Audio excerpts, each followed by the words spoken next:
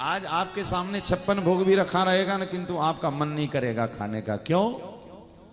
अब कई कई तो महाराज इतने इतने ज्यादा भुक्कड़ होते हैं कि वो तो कहते नहीं सुबह से ही ले आओ।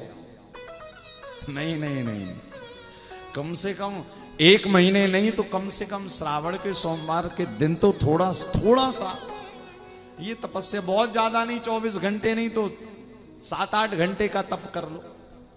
क्योंकि खाने पीने वालों की तो भैया उन्हें तो 8 बार भी दे दो तो कहते कुछ नहीं हो जाता, खा लेने दो। सुबह से कई कई तो चाय बिस्किट खा लेते आज के दिन में, जबकि लिखा हुआ है कि पूरे श्रावण भर 1 महीने तक एक समय अन्न ग्रहण करिए।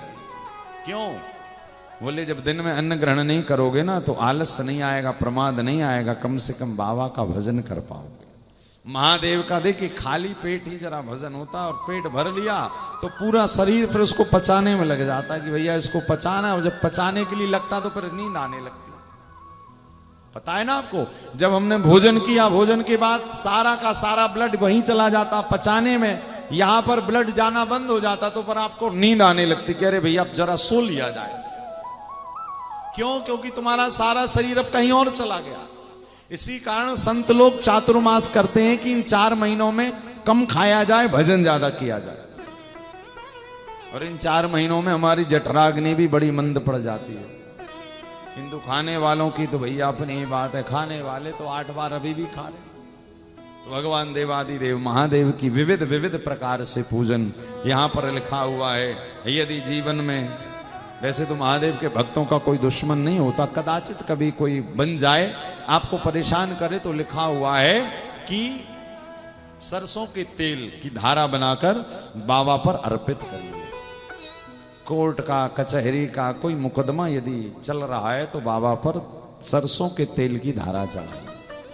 भगवान देवादिदेव महादेव अमृतत्व के देवता हैं और जीव को वैसा वरदान भी प्रदान कर देते। और लिखा है जब कुछ ना मिले तो बेल पत्र समर्पित होने से शिव जी की संपूर्ण पूजा सफल हो जाए।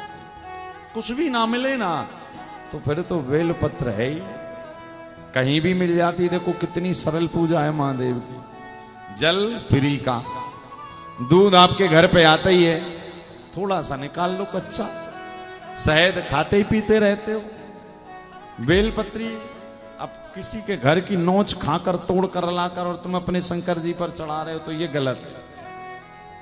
वैसे तो लिखा हुआ है देखिए कि यदि जब आप मंदिर भी जाए ना तो घर का जल लेकर बाबा के ऊपर जाना चाहिए अर्पित करने के लिए।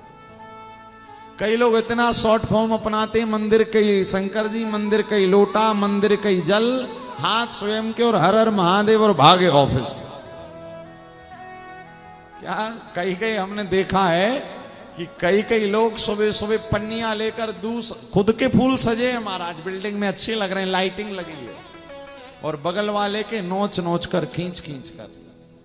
क्यों? हमारे खराब नहीं होनी चाहिए।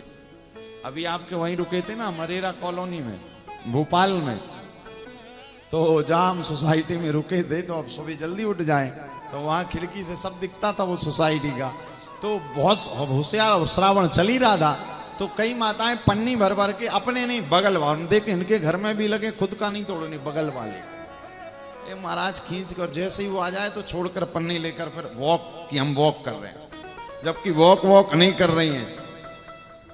आप तोड़ ताड़ के और महाराज लगी अपने शंकर जी पे, नमः पार्वती पतये हर हर। और विचार करो जब उसके घर का फूल होगा तो फल भी उसी को मिलेगा, चढ़ा तुम रहे हो फल उसको मिल रहा है। कि लिखा हुआ है पदार्थ घर से लेकर जाइए। जल का तो यहां तक लिखा है कि जब घर से मंदिर जाओ ना शंकर जी पर जल चढ़ाने, तो सारे कक्षों में घूमने के बाद फिर वो जल शंकर जी पर अर्पित करिए।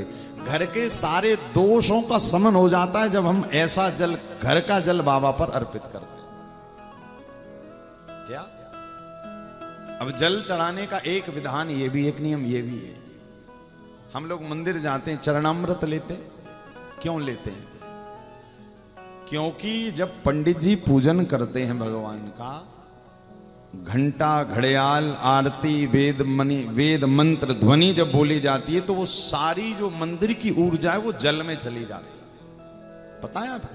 सारी ऊर्जा जल में चली, उस जल को चार्ज जल कहा जाता है, वो चार्ज हो जाता है। वो साधारण पानी होता है घर पे, किंतु जो मंदिर में रखा हुआ ना चरणामृत, वो चरणामृत कब बनता है? जब पंडित जी पूरी पूजा कर लेते, पूरे मंत्र बोल लेते हैं, आरती बोल लेते हैं, तो एक वाइब्रेशन बनती है, एक तरंगे पैदा होती है, वो तरंग सारी की सारी जल में जाती है, और जब वही मंदिर का जल चरणामृत होता है।